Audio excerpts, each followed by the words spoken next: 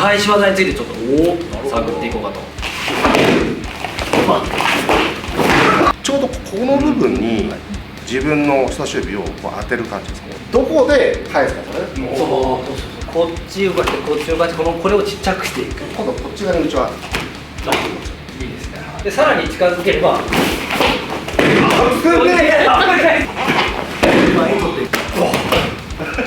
浸透しますよね。危ない。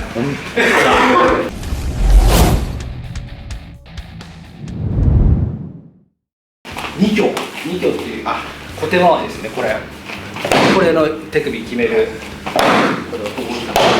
これの返しですよね。じゃあちょっとキラさんいいですか。かけるときにこの時に手の内をこうするんですよ。でこの親指をこう捉えたら親指こうされてるじゃないですか。死んでますよね。この時に親指を内側に入れるんですよ。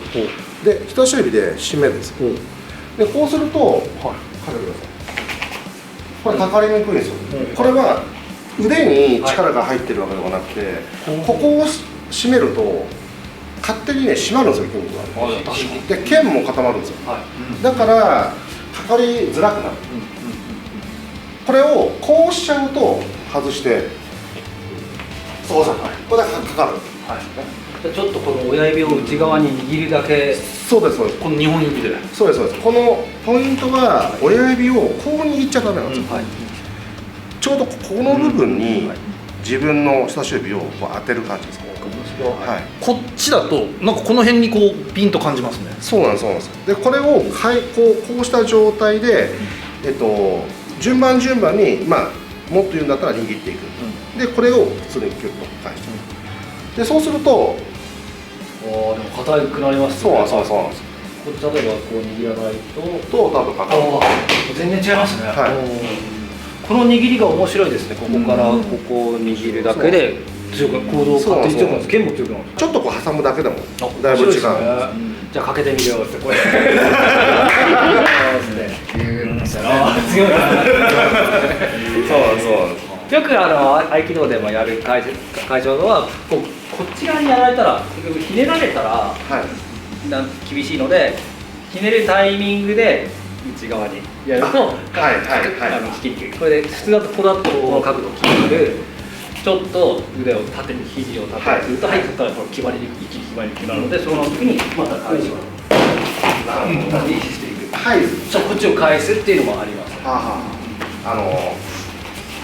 こうかけられた時にこっち側に返すじゃないですか。この時にこの握られてるところからこう返すとちょっと頑張ってもらえますか。多分返えないと思うんですよね。本当に決めようと思う時に。だからここをいかに抜いてでどこで返すかとね。すごい硬く綺麗だ。絶対硬くやってたらここから手首から肘に返させて決めますよね。あるいは瞬発で速さでやって決めたり。そうですよね。全然痛くない。それはいつもやってます。美しい合気道。揺らすっていうのがあるんですか。揺らすはゆっくり、例えばすごい硬くしたとしてもこうふっとこう赤いこっち側に振ってからやり方があります。じゃあ同じですね。そこは本当にうちもこう揺らすんですよ。どっちかっていうとここがここを締めることによって体を崩すじゃないですか。力のエネルギーっていうのがこう通ってきて腰に落ちるようにするときにこうイメージ通りこう触りながらこう揺らしていくんですよ。っていうのもありますよね。相手がちょっと頑張ってもらってください。こうなった場合はここがもうこうやってはいかないなと、入っていかないっていう場合はもう直接決めてるところはここですけども、攻めるところをちょっと変えてでやります。ここ似てますね。例えばすごい分かりやすくやるとこっち動かしてこっち動かしてこれをちっちゃくしていく。そうです。これを柔らかくっていうそうですよね。この時のメリットってこっち側に行きます。そしたらもうこのまま決めてもいいじゃないですか。でもこの人が返してきた。そしたらこっち側に入る。で下に行く、例えばこっち側に返した時っていうのは今度こっち側にうちは出してくるんですよ。いいですね。はい、でこれ指取ってるんですよね、親指こうなってるんで親指とそうでもし指が滑ってしまった場合は変化させてでこっち側に変化するのがいいですもんね。で返し技で映画で今やったんですけど、こう立ってるから効くので、これで効かなくなるので、これダメですね。あ、そう弱いところを狙ってたんですよね。そう結局立ってるから痛いんだけど、別にその瞬間今までにでさらに近づければ内側で大丈夫ちゃんと曲がるところを狙ってるんで、ほら曲がるところを狙ってるので安全なんです。足の隅を落とす。足のここの角っていうここを安全に膝の下を狙うとここでテコが働くんで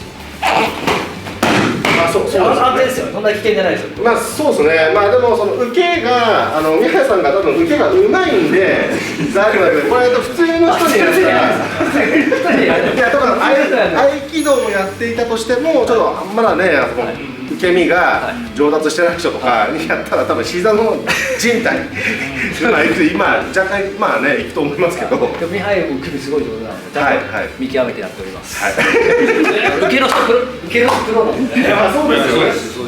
だからこう2強の時にこうタイミングよくできるからね、こうバッとなるべく遠いとめっちゃ効くので、周りに詰めるっていう感じなんですよね。だからむしろ入っかける。前に入ってるんですよ。前に入っていけない。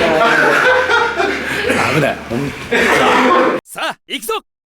さらに発生すると結構いろんな技あるんですよ。決めた時に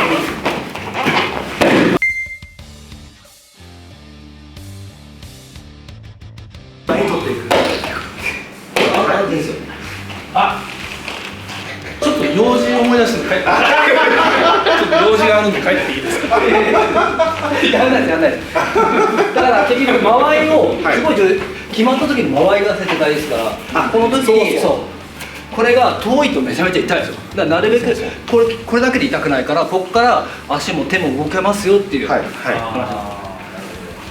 確かにそうですよね。間合いがちょっとでも狂うと引きが甘くなったりとかしますもんね。だから映画でアメ先生ちょっと再現やってください。こうグッときたらここをする。そうここをシュワこれでやられたからこうかけてそうでこう肩返してっていう座りの攻防が始まった。そうでしたね。あれ結構自然な流れでしたね。自然な流れなんですよ。関節側に対してしゃがんで、そして弱い膝をバカンで崩れてるからまたさらに押さえようというところを肩の向きでいくで関節をお互い取り合っていくっていう攻防なんですよ。そうですね。ちなみにキヨさんいいですか。この膝関節のちょっと上に急所があるんですよ。ここをもうはたくというか打撃を入れて、でこの刺激によって崩すパターンと、白川先生がおっしゃったように膝裏斜め45度の方向に崩すと崩れやすい。もう一つはこの膝がこう回転することによって、この膝がこういうふうに回転することによって相手が崩れやすくなるんですよ。こういう気持ちいいですね。でこれをちょっとだけ踏ん張ってもらっていいですか。斜め45度の角度でこうするとやっぱり固まるんですよね。これを回していくんです。それを叩くと同時に一緒にやる。揺らしながらパン。そうです。例えば先生だとここから鎧同士パンと打つんじゃないですか。まあそうですね。鎧同士もいいですよね。鎧同士もいいですよね。パン。私受けますよ。ここで来たら結構響きますよね。一応よく下の方。じゃあ下の方。下の方にパンと。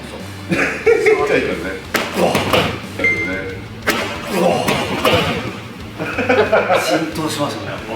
それもいいですよね。そうですね。そうですね。どんどん思い出してきたんですけどあれありましたね、小手返しとか投げ技の会社でありましたね、そしてこの手首を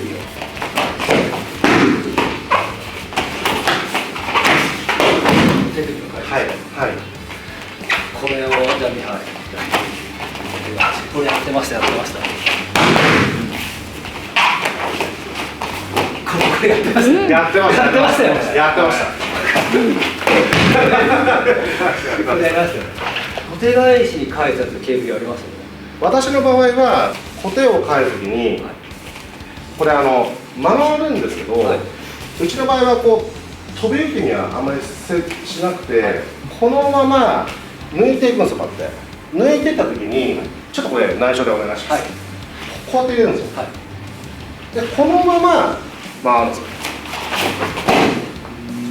近いのがこれは返すときにせーのでこ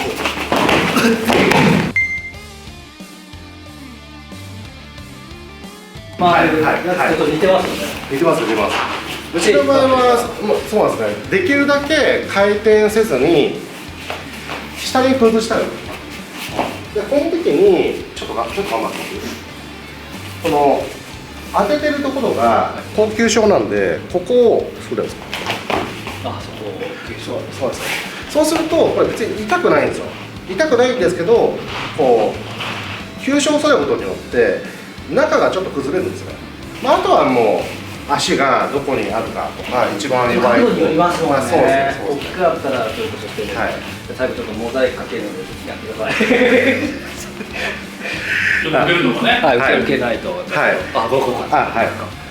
この状態でここから入ってちょっと刺激を入れて、それは押さえずに当てた状態で、ただ自分が下に下がると。ちょっと受けてもいいですか、私のやつも。優しいやつ、ちょっと優しいやつ、危険なやつを最後。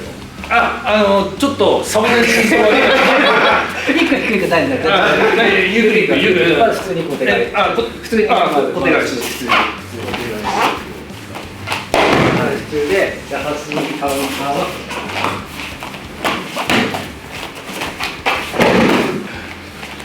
こうで投げる時にこういう。なるほど。楽しいっすね。いろいろ入って。そうですね。全然楽しくないです。楽しいのは白川先生だけです。美しい合気道。はい、ということで今回は合気技の会社がたくさんやりましたけど、止まるのいっぱいありますね、やっぱケーブル。いや、ありがとうございます、本当に。いや、何もしないですよ。こちらこそ勉強になります。でも危険な技もあるんですけど、構造をしっかり理解するって大事じゃないですか。だからこそ返されないようにこっちはやる。あと受けてる時にもなるべく固まらないように受けるだったり、あとこういう返さないけど、こういう返し技もあるんだよっていうことを分かると自分の技の精度にもなるし、あとこういう返し技があるよって分かせた方がいいですよね。あらゆるそうですね。この技無敵だよっていうのがいいですよ。なんか返し技もちゃんとあるという意識の上で普段の稽古をやらないとなんかこう予定調和になりがちですよね、受けもね。だって会社だって普通ですよ。だって柔道とかでもほら内股すかしてもあるじゃないですか。普通だと思うんですよ、会社だとやるのが。逆にやんない方が本当にただの肩だけにはまっちゃってんだよなと思うので、普通工房の中で会社だって普通にあると思うので。そう思い出しました。白川先生の受け身って柔らかいじゃないですか。私の関係者の方がこう言ってることがありまして、柔らかいじゃないですか。柔らかいです。だから単純に柔らかくなればいいと思ってる人がいるんですよ。つまり関節とかを仮にこう柔らかすぎると逆に決まっちゃったりとか、脱臼したりだとか腱が伸びたりだとかっていういろんな障害があるわけですよね。白川先生の柔らかさっていうのは単純な柔らかさじゃないということがちょっと言いたくて、単純に柔らかいとか硬いとかっていうのはなくて、稽古の練磨によって培った結果、こういう体になったと。まさに脱力の話と同じですよね。ただリラックスしてればいいってわけじゃなくて、やっぱしっかり芯があって、その中で筋肉がたくさんあった状態で脱力で体をうまく使うよっていう話とも似てますよね。そうですね。そのちょうどの部分なんでしょうね。そうですね。大事ですよね。そこをしっかり見極めていく大事ですよね。そればっかりは映像とか見た目だけだと伝わらないというかわからないですね。そうですね。投げさせてもらうとわかるんですけど、本当にぐにゃぐにゃの人を投げてるわけじゃないんですよ。そうですよね。ちゃんと受けてくれてるのがわかるんですよね。そう受けてるっていう。今日も本当に楽しい、そして勉強になる交流ありがとうございました。はい、ありがとうございます。また今後ともよろしくお願いします。はい、します。ご視聴ありがとうございま美しい合気道のすべてがここに。難しい専門用語を分かりやすく独自に言語化。知識ゼロから学べる合気道のしなやかで美しい動き。書籍美しい合気道、角川より発売。